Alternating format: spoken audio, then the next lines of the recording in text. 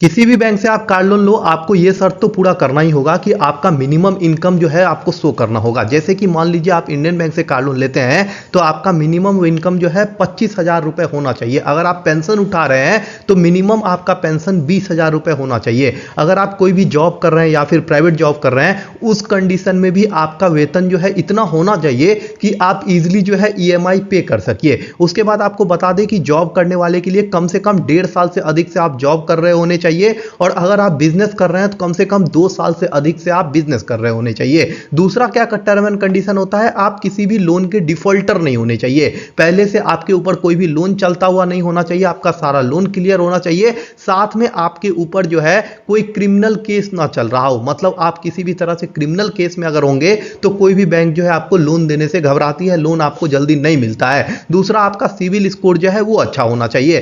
Car loan के लिए आपको अधिकतम इंडियन बैंक में 2 करोड़ तक का लोन मिलता है, और अगर आप बाइक वगैरह लेना चाहते हैं, 2 चक्का लेना चाहते हैं, उस कंडीशन में अधिकतम आपको 10 लाख रुपए तक का लोन जो है मिलता है। सबसे पहला पेपर का जो जरूरत है वो है आपका पासपोर्ट साइज फोटो और पूरा भरा हुआ फॉर्म का पीडीएफ आप डाउनलोड कर सकते हैं या फिर ऑनलाइन भी अप्लाई कर सकते हैं। इसके बाद आपका पहचान का पत्र होना चाहिए, जिसमें आप मतदाता पहचान पत्र जमा कर सकते हैं या फिर ड्राइविंग लाइसेंस या फिर अपना पासपोर्ट जमा कर सकते हैं या आधार कार्ड जमा कर सकते हैं। उसके बाद निवास का प्रमाण पत्र के लिए कोई भी यूटिलिटी बिल आप जमा कर सकते हैं, जैसे पानी का बिल हो गया, बिजली का बिल हो गया, कोई भी बिल जमा करोगे उससे हो जाता है। अगर आप बिजनेस कर रहे हैं तो उस कंडीशन में आपको बिजनेस का प्रूफ जमा करना पड़ता है। इसके लिए भी आप नगर निगम का पेपर जमा कर सकते हैं, जीएसटी का पेपर जमा कर सकते हैं, दुकान का बिल वगैरह जमा कर सकते हैं। उसके बाद अगर आप जॉब कर रहे हैं तो आपको जॉब का स्लिप देना पड़ेगा, मतलब आपको अपने पेमेंट का स्लिप जमा करना पड़ेगा। और अगर आप बिजनेस कर रहे हैं तो उस कंडीशन में आपको रोजगार का सबूत देना पड़ता है। वेतन प्रमाण पत्र में सैलरी स्लिप आप जमा कर सकते हैं। उसके बाद आपको बता दें कि जैसे